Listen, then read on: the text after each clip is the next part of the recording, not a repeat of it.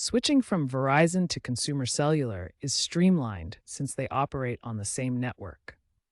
To keep your number, you'll need to gather some information and follow the porting process.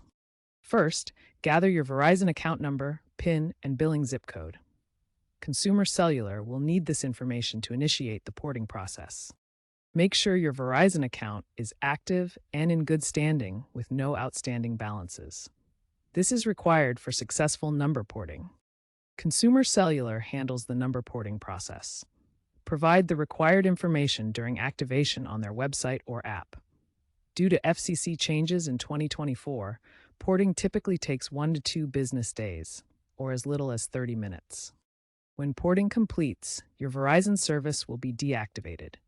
Cancel your Verizon account afterward to avoid charges from both companies. Porting success rates are around 97% for Verizon to Consumer Cellular switches.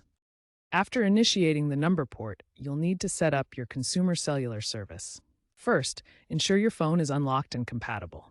Consumer Cellular uses Verizon's network, so most unlocked Verizon-compatible phones will work. Choose a Consumer Cellular plan that suits your needs. They offer flex plans starting at $20 a month for basic needs. Order a SIM card or activate an eSIM through Consumer Cellular's website or app. Once the number is ported, insert the SIM card or activate the eSIM, then restart your phone. Update the APN settings if needed. Consumer Cellular will provide these settings. Download the Consumer Cellular app to manage your account and service.